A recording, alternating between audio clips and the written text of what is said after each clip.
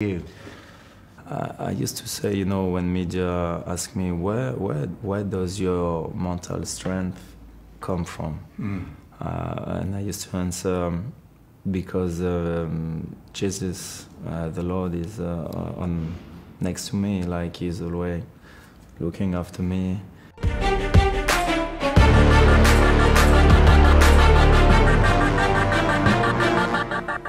Secara jelas, Qatar itu punya satu misi, satu agenda yang terselubung, yaitu untuk memperkenalkan agama selama berlangsungnya Piala Dunia. Tapi no worries, nggak masalah Zakir Naik diundang. Karena apa? Karena ada striker yang kelas dunia, ternyata dia juga dalam merangkap seorang evangelis atau quote-unquote, seorang penginjil yang bahkan melaju sampai ke final Piala Dunia. Dan sosok inilah yang ternyata berhasil menenggelamkan Zakir Naik. Siapa dia?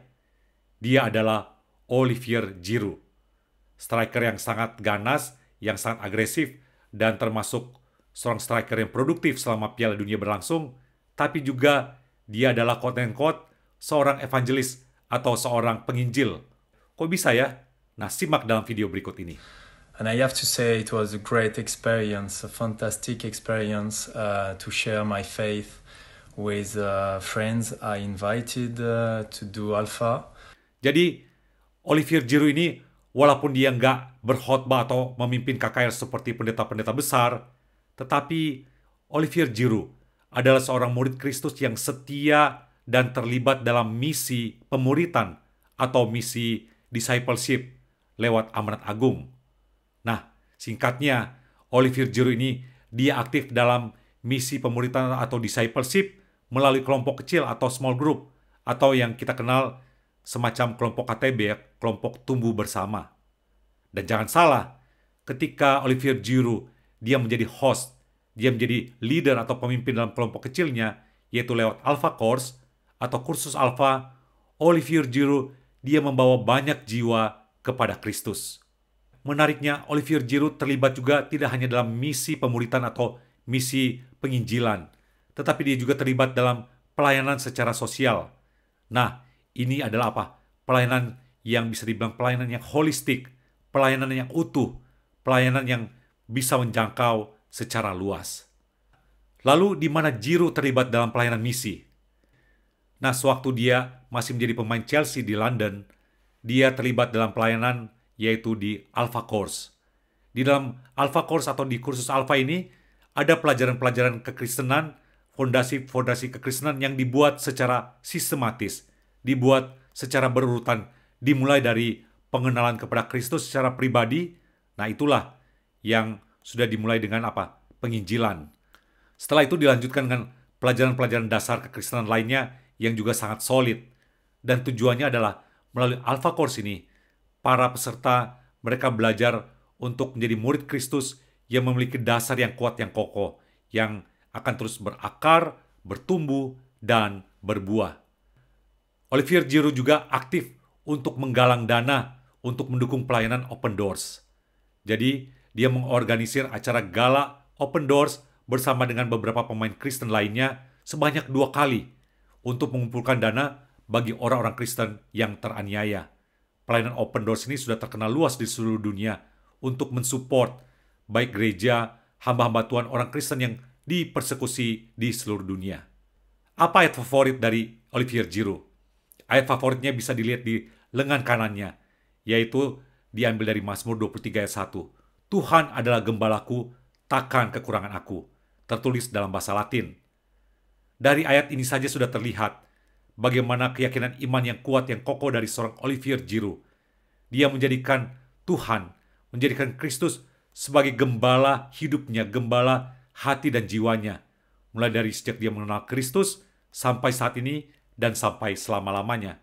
Inilah satu ayat yang begitu powerful, yang menunjukkan bagaimana kebergantungan seorang Olivier Giroud ini kepada Tuhan sebagai gembala.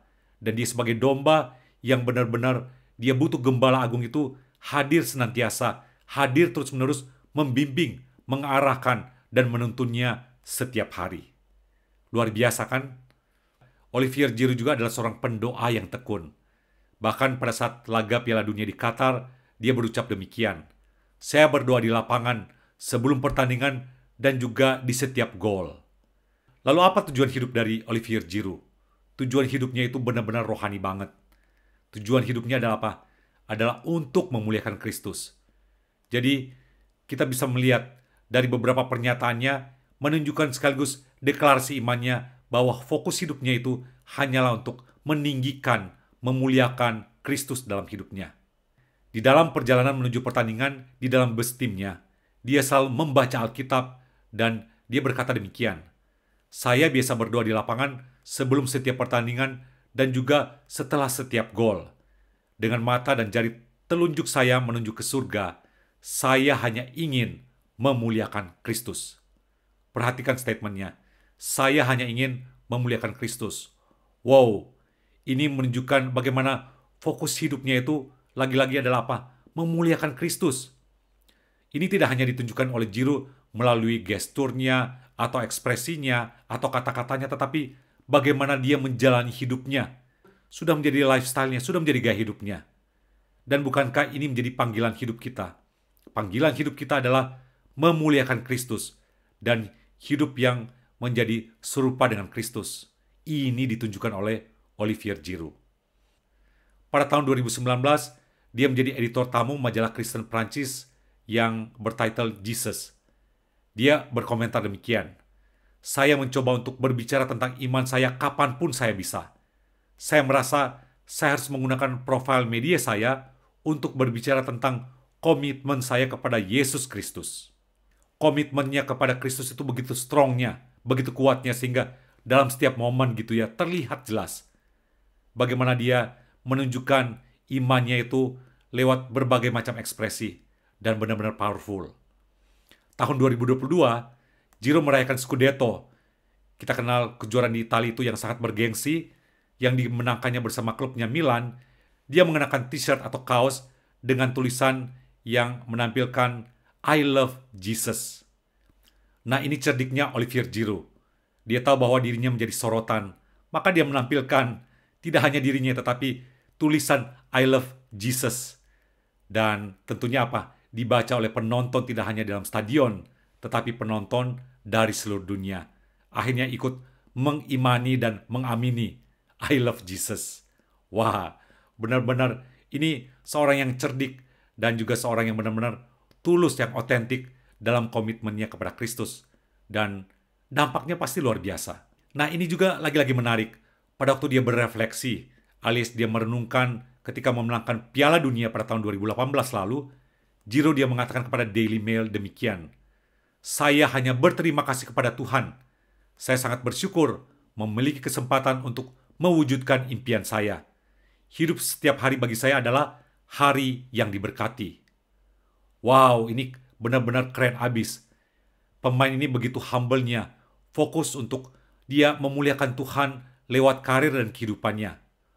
Olivier Giroud, dia melihat bahwa hidupnya adalah hidup yang selalu penuh dengan anugerah Tuhan, penuh dengan berkat Tuhan. Dan karena itulah, dia merespon dengan imannya yang terus kuat dan fokus hanya kepada Kristus. Jadi, bisa dikatakan bahwa Olivier Giroud ini adalah seorang yang benar-benar dia menjalani panggilan hidupnya sebagai murid Kristus, sekaligus menjadi seorang evangelis atau seorang dia menjadi penginjil. Karena di setiap kesempatan, dalam setiap momen yang dia miliki, yang dia dapatkan, dia antusias banget untuk sharing tentang imannya kepada Kristus.